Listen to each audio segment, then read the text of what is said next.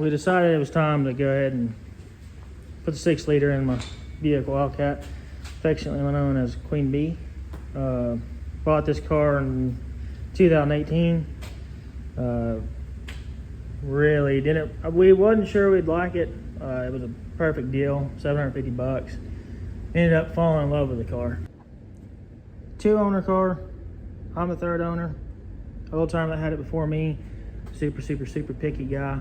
Everything was Delco or AC. That was before they merged. Anything from AC components to points to water pumps, everything was genuine GM parts. The interior of the car is pretty good. It does need seats in it. Driver seats are pretty tore up, but we're talking about a 236,000 mile car, almost 237. That's also documented. He has everything written in the book. Other than that, passenger side, the dash is in perfect shape. Passenger side of the car is in perfect shape. The back of the top of the back seat's definitely ripped. It needs a package tray. Headliner is in immaculate condition. The every dome light works, trunk light works. We're talking about a perfect survivor car. We even saw the original beauty mirror in the passenger seat, which says Buick is a beauty too, which is also awesome. Like I said, we do have documentation on the car. I'm just giving you a rundown. We'll show you what we ended up having to do to put an LS in these cars. There's no kits to them. There's basically nothing you can get for this car anyway. Control arm bushings are a pain in the butt to get. Bottom ball joints are a pain to get. This car is pretty good. We do have new coils and shocks in it. We have new uppers in both sides. The bottoms, again, super hard to find. They're all fine. They're good. They're not blowed out or nothing, but we'll have to put some in it sooner or later. New master. Other than that, really no maintenance on the car to get it fired back up. It did have a 430 in its stock, which is over here. He switched it over to a 40 weight oil in his book.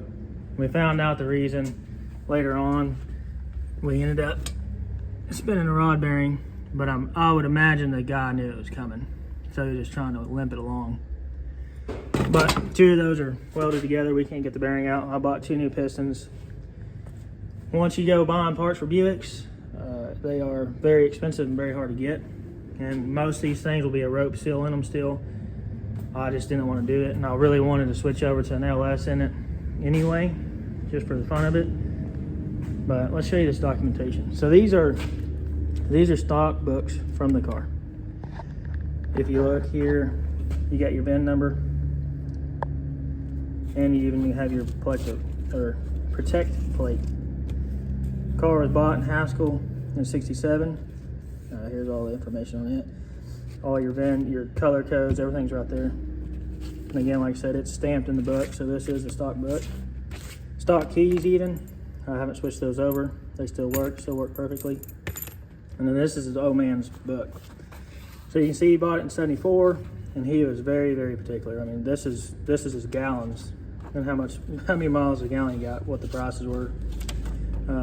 We flip it back over here, so we can see that it's 193, and you can go through this whole book, and he's wrote everything down. I mean, that's motor honey, every filter change, what oil he used.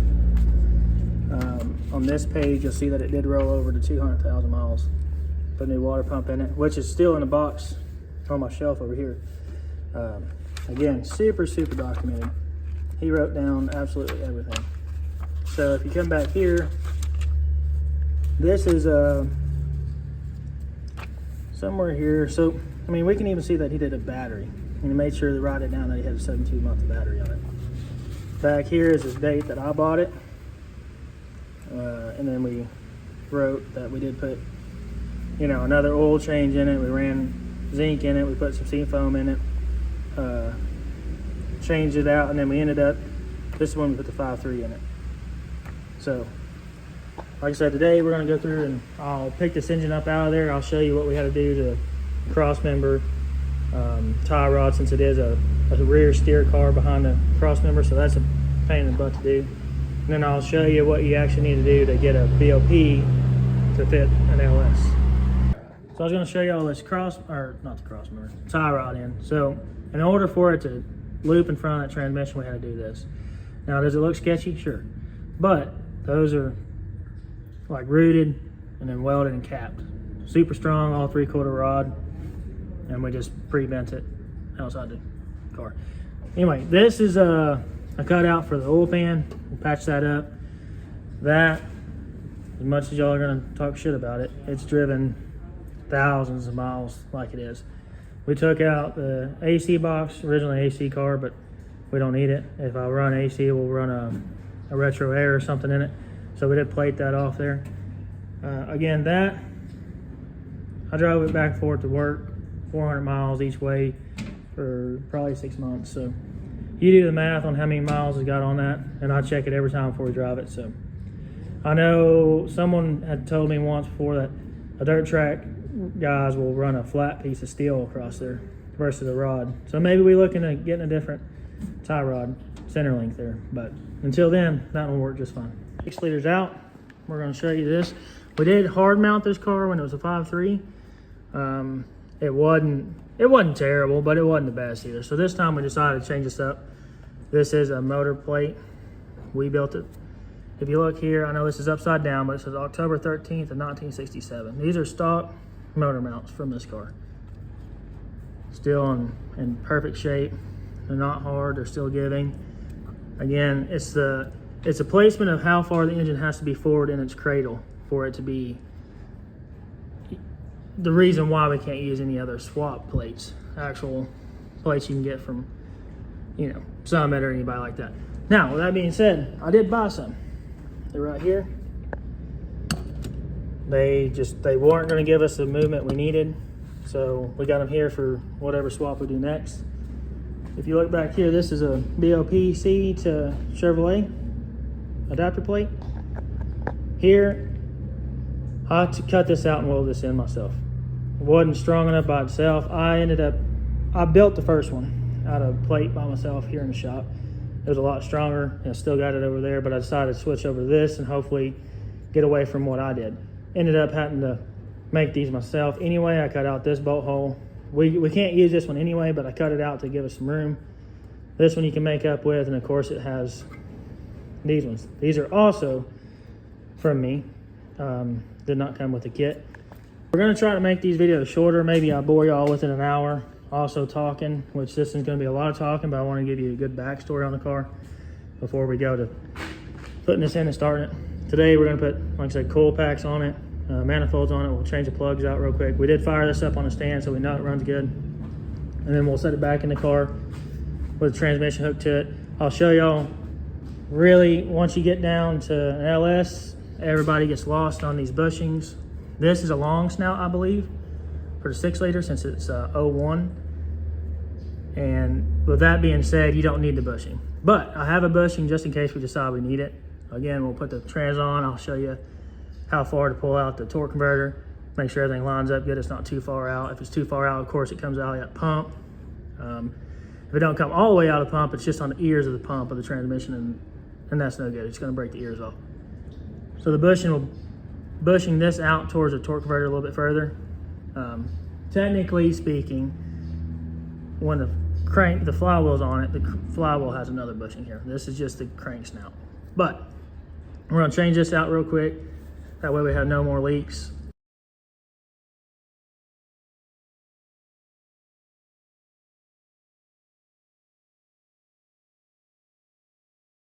Guys, this is the Dorman part number 635518. It is a rear main cover. These are notoriously hard to get in and make sure you don't have another leak. You can buy just a seal, rear main. But for $100, you can buy this whole Dorman piece. Way easier to install, comes with a new gasket. But anyway, once you put these in, these will flip out just like a normal small block seal. But notoriously hard to get set back in there without causing another leak. And you'll feel like you got it good, and then you'll drive the car for a week and it'll just start leaking again. So we buy these, we just snap them on the back.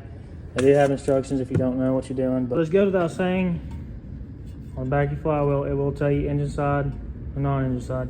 Another way you can tell is usually your flywheel bolts got a divot out towards the torque converter, but the plates, rear main covers back on, transmission adapter's back on. We'll go ahead and roll up the transmission on another cart here, and we'll make it up. That way it's easy for y'all to see, what I'm doing. This also goes without, telling, but thread lock and some kind of sealant, because these are pass-through bolts. It will leak oil out these bolts, so make sure you put thread sealant on it and some Loctite. That way you don't have to pull the whole transmission out just because you got one of these back and loose. Here's the parts list, boys. These, you can run a radium, sure. I'm on carbureted on this car, so a 44 will work just fine with these. This is a manifold bolt set. You can get them at O'Reilly's right off the shelf. That's the part number. Felpro gaskets. I'm a big Felpro guy. These are your manifold gaskets, of course. This is a valve cover gasket. Don't get any brake clean or anything on these. Even if you want to reuse your stock ones, they're fine. Just don't clean them. If you don't, or clean them, but clean them with just a dry rag. If not, you'll stretch these out and they won't go back into the slots. I'm running these. It's kind of like the Holley setup. Of course, these are way cheaper. All Amazon stuff. Just a bigger logged style manifold. I did have headers on it the first time. A good set of headers. I just didn't want to buy a very expensive set of headers again. So, kind of a block hugger style, almost like a GTO style. Trans mount. This is a manual oil gauge fitting. All off Amazon, right there, made in China. Don't skimp on your temperature gauge.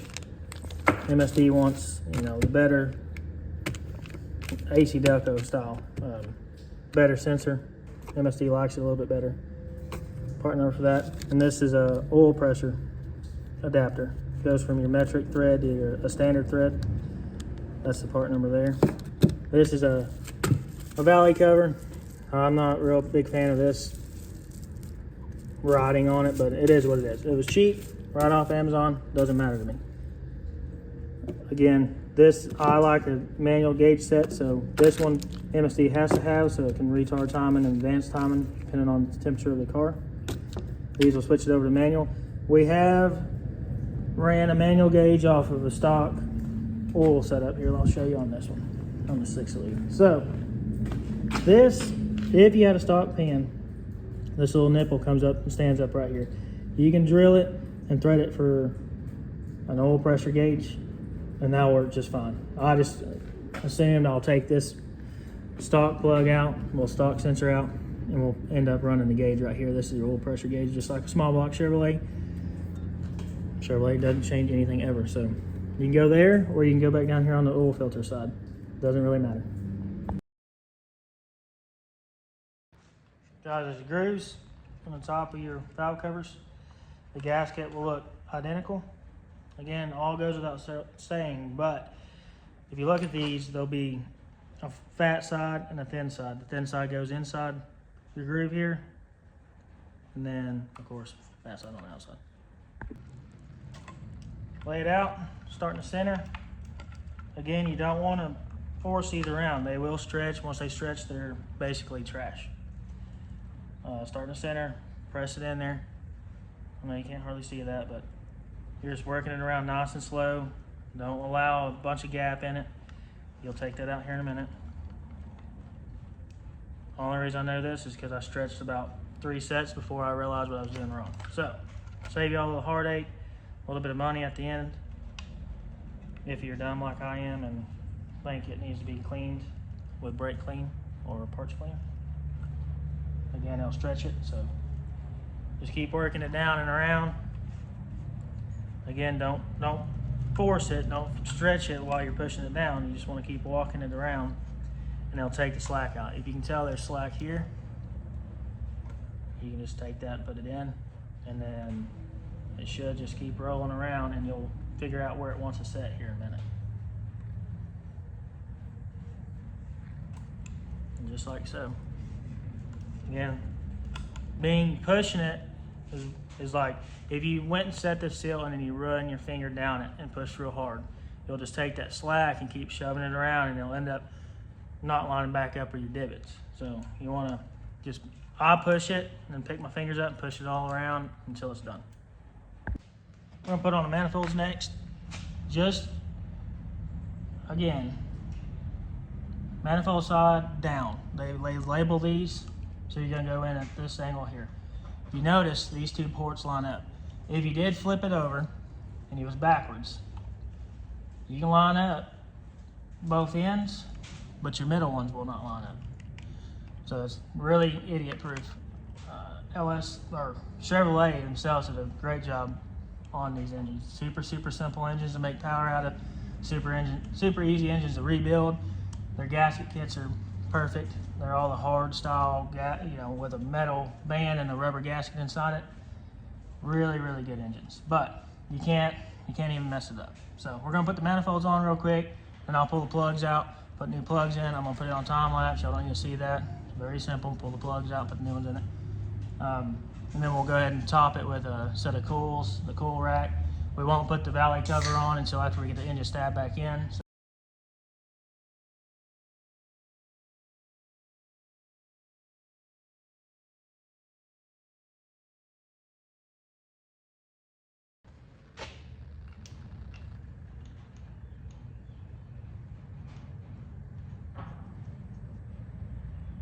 Alright guys, you don't want to smoke these plugs down.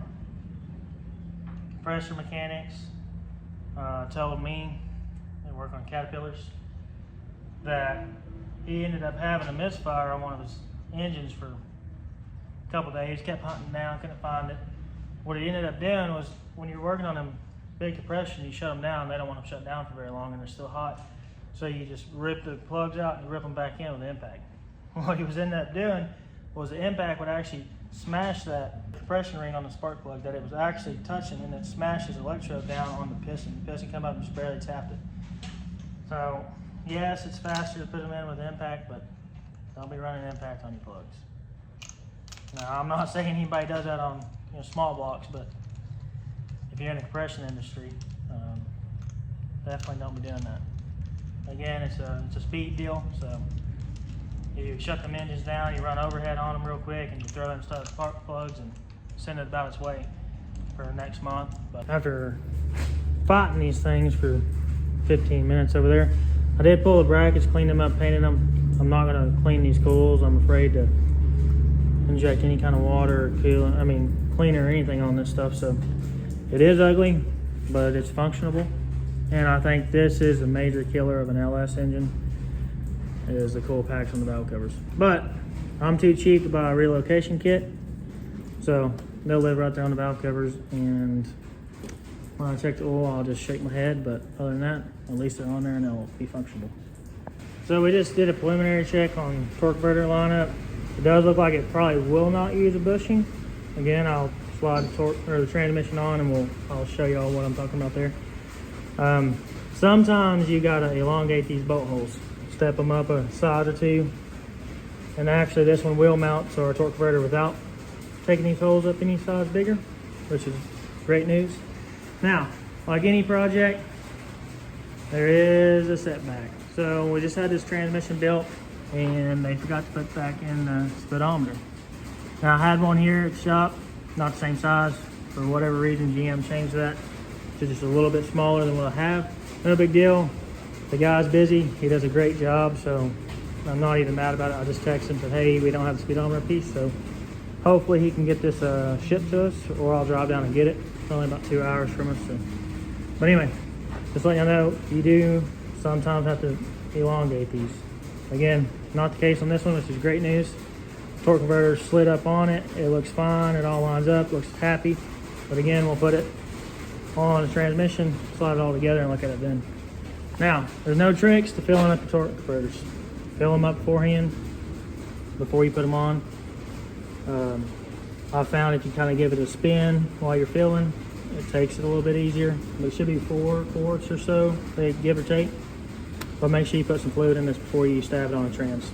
You don't want to stab it. Sure, pump will fill it up, but you'll be sitting there all day long trying to fill and not burn the transmission up and fill until it fills this all the way up. So, fill it up beforehand.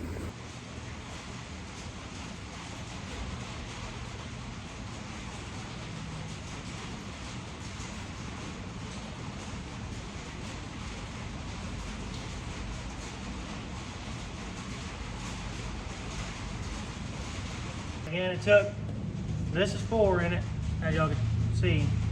I take them and I spin them. Now it varies, 4, 5 quarts, something like that. This is 13 inch. Dad did some research and it does show to be about 5 quarts in them. You might not get all 5 quarts in it. Again, it doesn't really matter all that much, but as long as you got some in it, because it does have clutch packs and turbines and science inside this thing. You don't want it to start up dry. We'll probably stop at 4 quarts just to be safe. I don't want to fill it up here and have a big puddle and be nasty and grimy. But I am going to go ahead and rub a little oil around the snout here. That way it goes into that seal nice and gently. And we'll go ahead and stab it onto the trans, and then we'll go ahead and walk that trans onto the engine. I get told I explain too much, sometimes I do. Slide torque motor on, you want to spin it as you engage it. That went real quick, but you heard it too. The first snap, you're sliding into the pump. The second snap seats it into the pump fully. You can always push and turn it some more in case you didn't feel it snap in there. But if you don't snap the second snap, what you are is you're on 2 different eyes, so it fits together like a keyway. And if that keyway ain't made all the way up, you're actually sitting like this, and you're gonna snap the pump when it makes the torque converter and the engine and everything comes together. You'll smash the pump backwards and break the ears in the pump. Then you gotta pull the whole front cover off the transmission, put a new pump on it.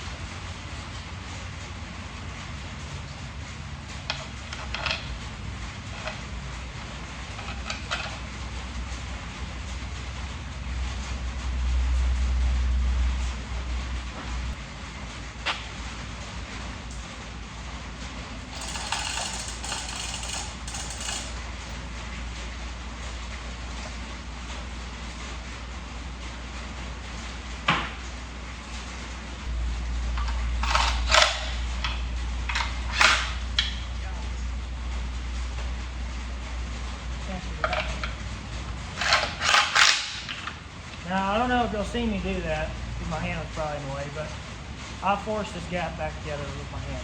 You don't ever want to run these with an impact or a ratchet and just suck these gaps closed. If they don't go together real nice and smoothly, you probably got a torque converter problem. As you can tell, you can see it spinning down there. But again, if you go to close this gap with any kind of pressure, and she's not happy, don't force it. Okay, let's see if we can film this without being in the light or not in the light. So you can tell right here, you got, the light's gonna mess it up, but maybe 3/8 of an inch there. That's full engage back in the pump. And let's see if I can get it to slide out. So now it's slid out of the pump a little bit. Again, the engagement is going to vary, and there's going to be 5 million answers of how far it wants to be into that pump. Personally, that probably feels great to me. I wouldn't worry about it. Again, it's not pulled out of the pump. I don't think it should really matter, but I don't want to be back in here. So this is what everybody's talking about when they get scared of the bushings and stuff. The bushing goes, you can't see it because of that light, but right there at the tip of my finger, that is a snout of the torque converter, and it is a snout of the crank.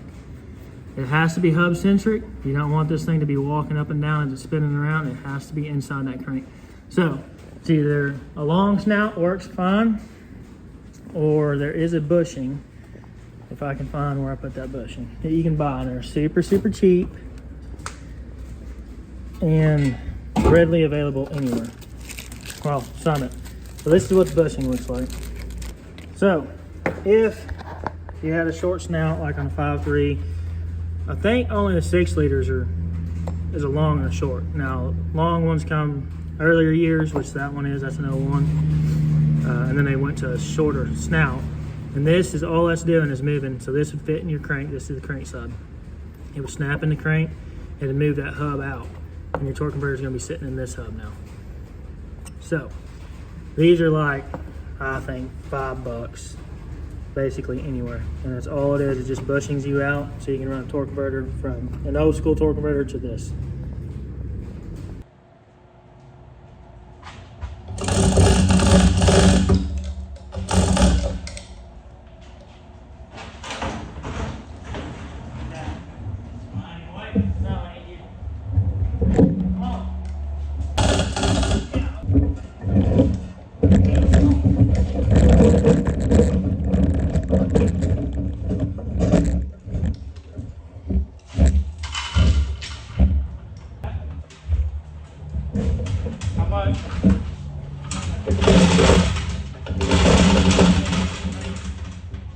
Back more?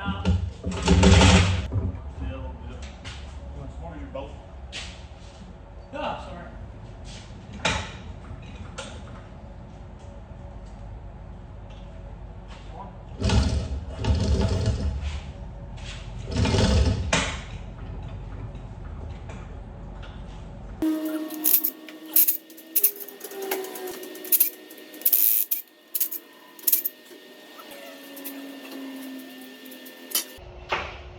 Yeah, don't ask me. I don't know why they would send this. Maybe for a knock sensor, but that's the reason for that plate. Let's see. Machine car refit power. Yeah, Might as well take a Sharpie to that. That's I'm guessing Chinese. This name's Spanish. Macen. That's Mucin. One to be MI for Spanish. Close. Who knows?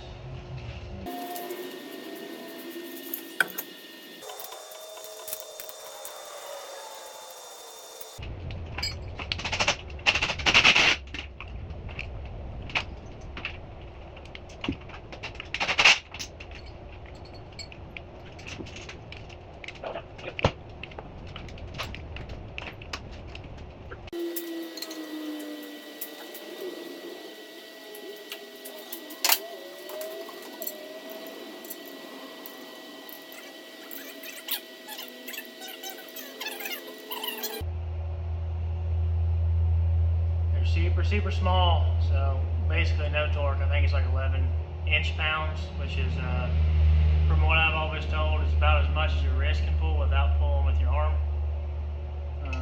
Just like any intake, start from the middle, work your way out.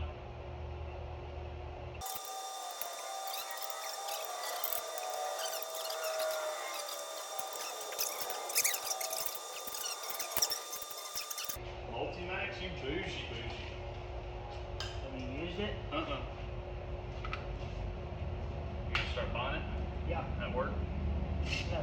Come on. So I don't care about that work. Oh, so you don't care about us. Let's see. But it jam up. Good stuff. What? Our Chinese. Yeah, I kind of rubbed my finger over it and got it all dirty. No, it just doesn't look good anyway. Oh, It's got a turbo on it, and I don't have a turbo. you got a dang black Sharpie right there.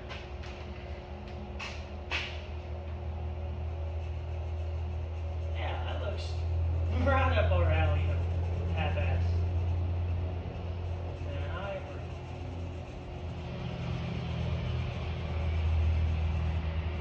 Now, whenever you put twin turbos on here, you're gonna have to Take it. uncolor your turbo right there. We got to wait on that speedometer, gear, and housing. Put a new water pump on it. Or I'll show you how you wire in these things. Usually, I like to stuff the coil pack wire under here, hook it in. Then there'll be a wire that comes around here, comes into the temperature gauge.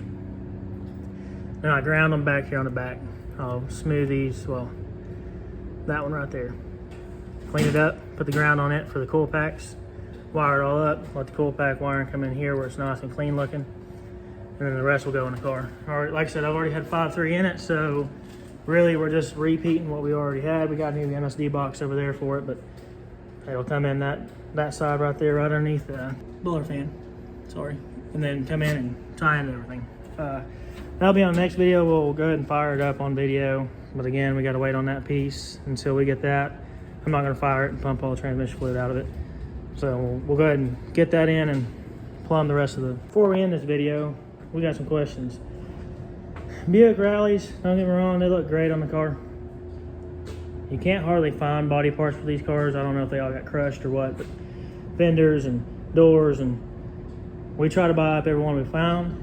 We tried to buy one last week actually for $200, the whole car. It was out in New Mexico. Of course, it would have been trash, but Andy wanted it for his, and we wanted some parts or whatever, but we ended up losing it. So, Buick rallies, I can't find if they're hub-centric or lug-centric. And I know somebody probably already knows, and y'all can comment that. But I think I'm gonna have to have a adapter. Not an adapter really, but a hub spacer, so it actually centrics on the hub. Not sure I'm gonna run these. I got the stock wheel that is hub centric, and I have a whole set of stock, whatever you want to call these, hubcaps. Now these are not cheap in any means, and we had to find them. Once we finally found them, I think I bought them for $50 a piece. All in pretty well perfect shape. They don't look bad on the car. I got some pictures of the car I'll put up there, but I'd really like to run a rally, but I also do like the Wildcat. Now, if we do run a rallies, don't get me wrong, I'll buy this style hub cap for the hubs, but I'm afraid to break lugs off and wreck the car, so anyway.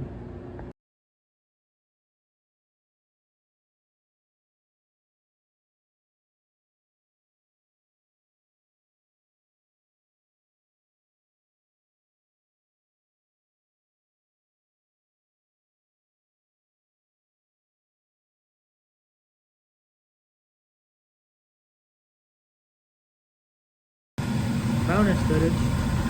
We finally drove the truck, drove it uptown, which is 2 blocks. Got some fuel in it, some fresh fuel. But she is. I'm gonna give that steam because it's really moist today. Rainy. Not antifreeze, not oil smoke. It kind of looks like it in that picture, but it's not. So we're just sitting here letting it idle and let it come back around. It's staying cool, about 180. Here's our great setup here. It's leaking though, but ain't no big deal. Just an update.